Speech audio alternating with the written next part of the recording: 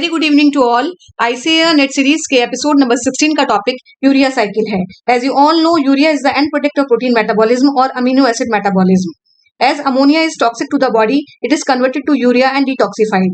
Urea accounts for 80 to 90% of the nitrogen-containing substances excreted in urine. So let's start today's first MCQ. The major site of urea synthesis is. Options are brain, kidneys, liver, and muscles. Here answer is option C, liver. Urea is synthesized in liver and transported to kidneys via blood for excretion in urine. और ये urea cycle first metabolic cycle है जिसे hence crab और हैंसलिट ने elucidate किया था इन 1932, इसलिए cycle का नाम क्रैब्स हैंसलिट साइकिल भी है. So here answer is option C, liver. The major site of urea synthesis is liver. Next, nitrogen atoms of urea produced in the urea cycle are derived from. जैसे कि आप जानते हैं NH2CO NH2 ये urea का formula होता है, तो इसके जो नाइट्रोजन से वो किससे ड्राइव हुए? Options are ammonia and aspartic acid और aspartate, nitrate, nitrite, ammonia. Here answer is option A, ammonia and aspartic acid और एस्पार्टेट. तो इसके लिए हमें एक बार यूरिया साइकिल देखनी होगी. तो सबसे इंपॉर्टेंट बात यूरिया साइकिल की कि इसके फर्स्ट 2 स्टेप्स जो हैं वो माइटोकॉन्ड्रिया में होते हैं और 3 जो स्टेप हैं वो साइटोसोल में होते हैं. तो 2 एंजाइम्स क्योंकि जो शुरू के हैं वो दोनों माइटोकॉन्ड्रिया में मौजूद हैं, तो पहली जो रिएक्शन है वो होगी CO2 और bicarbonate plus NH3 ammonia plus 2 ATP और एंजाइम है कार्बोमाइल फॉस्फेट सिंथेज 1 और बनाते हैं कार्बोमाइल फॉस्फेट. फिर कार्बोमाइल फॉस्फेट प्लस ऑर्निथिन मिलकर बनाएंगे सिट्रुलिन. एंजाइम का नाम है ऑर्निथिन ट्रांस कार्बोमाइलेज. एंड देन ये सिट्रुलिन जो है वो चला जाता है साइटोसोल के अंदर और साइटोसोल में ये एस्पार्टेट से रिएक्शन करके बना देता है आर्जिनोसक्सिनेट. आर्जिनोसक्सिनेट यहाँ पर भी एक ATP कंज्यूम होगा एंड देन ये आर्जिनोसक्सिनेट जो है वो आर्जिनोसक्सिनेज एंजाइम के प्रेजेंस में फ्यूमरेट को रिलीज करेगा और फ्यूमरेट रिलीज होने के बाद आर्जिनिन बन जाएगा. आप यहाँ देख सकते हैं आर्जिनोसक्सिनेट और ये रिलीज किया फ्यूमरेट एंड देन फ्यूमरेट जो है वो निकल जाएगा और बाद में जाके आप सभी को मालूम है ये TCA साइकिल का इंटरमीडिएट होता है, इससे मैलेट बनता है. देन अगेन जो है वो जो TCA साइकिल है उसके अंदर पूरा रिएक्शन होता है. देन जो आर्जिनिन बना वो आर्जिनेज एंजाइम के प्रेजेंस में यूरिया देता है और साथ में वापस ऑर्निथिन बनता है जो अगेन साइकिल कंप्लीट करते हुए वापस से माइटोकॉन्ड्रिया में चला जाता है और इस तरीके से ऑर्निथिन जो है फिर से कार्बोमाइल फॉस्फेट से रिएक्शन करेगा और सिट्रुलिन बना देगा. तो हियर यहाँ पे आप देख सकते हैं एक आर्जिनिन स्टेप में आर्जिनेज जो एंजाइम होता है यहाँ पे क्या होता है, यहाँ पे ये एक्टिवेटर का काम करता है कोबाल्ट और मैग्नीज और arginase is mostly found in the liver while the rest of the enzyme 4 of urea cycle are also present in other tissues. तो आर्जिनेज का ध्यान रखें ये लीवर में ही मौजूद होता है, इसलिए लीवर में कहा जाता है कि यूरिया साइकिल जो है वो लीवर में ही होती है. The carbon atom source while producing urea in the urea cycle is. Here answer is CO2. जैसे कि मैंने कहा कि यहाँ पे CO2 जो है वो क्या देगा, वो कार्बन देगा NH2CO NH2 को. So here answer is CO2. और नाइट्रोजन कहाँ से आई थी? अमोनिया से और एस्पार्टिक एसिड से. जैसे कि हमने देखा एक अमोनिया यहाँ से आई थी नाइट्रोजन और दूसरी एस्पार्टेट से आई थी. What are the products of urea cycle? तो हमें स्टेप्स को देखना होगा. देख सकते हैं यहाँ पर फर्स्ट स्टेप में अमोनिया दिया है, तो अमोनिया तो बनेगा नहीं प्रोडक्ट में, अमोनिया तो सबस्ट्रेट है, तो 2 A और D तो निकल गया. हियर B और C ऑप्शंस बचे हैं, तो इसमें हम देख लेते हैं एक बार एस्पार्टिक एसिड भी क्या है, वो भी एक सबस्ट्रेट है. तो here answer is option B, 1 molecule of urea, 1 molecule of AMP, 2 molecules of ADP and 1 molecule of fumaric acid और फ्यूमरेट. सो पूरी रिएक्शन किस तरीके से लिखी जाती है? Ammonia NH4 plus CO2 plus aspartate plus 3 ATP product बनाते हैं यूरिया प्लस फ्यूमरेट और fumaric acid plus 2 ADP plus 2 PI plus AMP plus PPI. So here answer is 1 molecule of urea, 1 molecule of AMP, 2 molecules of ADP and 1 molecule of fumarate.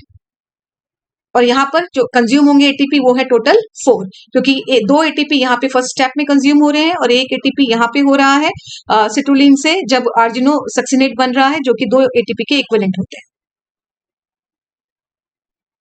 The first enzyme in pathway carbamyl phosphate synthase 1 is allosterically activated by. बहुत important question है.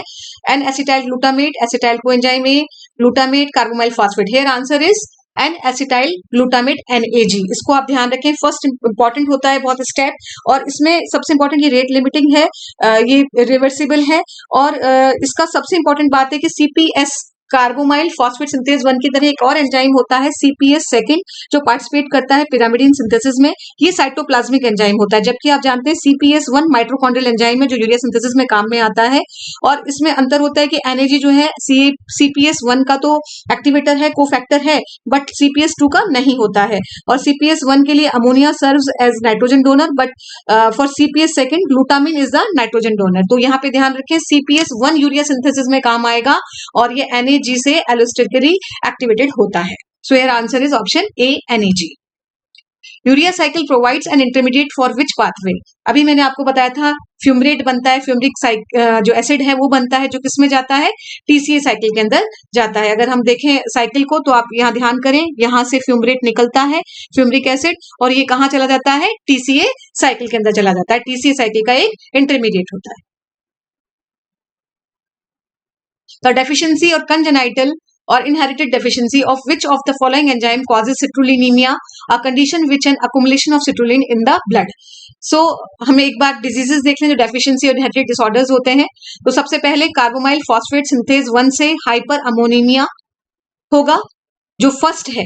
Then ornithine trans कार्बोमाइलेज से hyper अमोनीमिया 2 या second बोलते हैं इसको। And आर्जिनो succinate synthetase से सिट्रुलिनीमिया। आर्जिनो सक्सिनेट लाइज की कमी से डिफेक्टिव एंजाइम होगा, तो आर्जिनो सक्सिनिक एसिड्यूरिया। देन आर्जिनेज से आर्जिनीमिया। तो जो एंजाइम जिसपे एक्ट नहीं कर रहा है, अगर वो एंजाइम नहीं है तो उसकी जो है वो बहुत ज्यादा हो जाएगा। तो इस तरीके से अगर फॉर एग्जाम्पल आर्जिनो सक्सिनेट सिंथेटेज नहीं है, तो अगर हम साइकिल में देखें, अगर आर्जिनो सक्सिनेट सिंथेज नहीं है यहाँ पर, तो क्या ज्यादा हो जाएगा, क्योंकि ये इस पे रिएक्ट नहीं कर पा रहा है, तो यहाँ पर सिट्रुलिन ज्यादा हो जाएगा और इसको हम कहेंगे सिट्रुलीनिया। सो हियर आंसर इज आर्जिनो सक्सिनेट सिंथेज। अब यहाँ पे एक बहुत इंपॉर्टेंट बात आपको याद रखनी है कि बाकी सारे डिफेक्ट्स जो हैं वो ऑटोसोमल रिसेसिव होते हैं, सिवाय हाइपर अमोनीमिया 2। ये जो है ऑर्निथिन ट्रांस कार्बोमाइलेज OTC जीन के कारण जो होता है, ये एक्स लिंक्ड डिसीज होती है, एक्स लिंक्ड क्रोमोसोमल डिजीज होती है। बाकी सब जो है वो जितने भी चारों डिफेक्ट हैं वो ऑटोसोमल रिसेसिव होते हैं। Last, an organ that is extremely sensitive to ammonia toxicity is liver, brain, kidney, heart. Here answer is option B, liver. जैसे कि आप सभी जानते हैं, ब्रेन जो है वो सबसे ज्यादा मार्जिनल एलिवेशन होते भी से भी हार्मफुल होता है ब्रेन के लिए। इसमें सिम्टम्स आ जाते हैं, अमोनिया जब अक्युमुलेट्स हो जाती है बॉडी के अंदर, तो slurring of speech, blurring of vision, causes tremors, comma और हिपेटिक कॉमा। और इसमें होता क्या, हाइपर अमोनियमिया होता है और मेंटल रिटार्डेशन हो जाता है साथ में। और क्यों होता है ऐसा ब्रेन के अंदर, तो ध्यान रखें कि जो अल्फा कीटोब्यूटाइरेट होता है, जो इंटरमीडिएट होता है एक TCA साइकिल का, वो अमोनिया से रिएक्शन करके ग्लूटामेट बनाता है और अकोमुलेशन ऑफ NH3 से ग्लूटामेट बढ़ता जाता है और अल्फा कीटोग्लूटारेट जो है वो कम हो जाता है, डिप्लीशन हो जाता है उसका, जिससे कि वो TCA साइकिल में नहीं जा पाता और net result is that production of energy जो है ATP जो है वो नहीं बनता है और by the brain is reduced. So ATP कम हो गया और the toxic effect of ammonia on brain are therefore due to impairment of ATP formation. So ATP का फॉर्मेशन नहीं हो पाता है, इसीलिए यहाँ जो ब्रेन में टॉक्सिक इफेक्ट्स शो होते हैं, जिनमें जो फीचर्स हैं मैंने कहा, जैसे कि slurring of speech, blurring of vision, tremors and coma. और ये कंडीशन होती है hyperammonemia. So here answer is option B, brain. So thank you for watching this video. Please subscribe, like and share my YouTube channel, that is Barkha's Vetisphere or Biochemistry by Dr. Barkha Gupta. Thank you so much.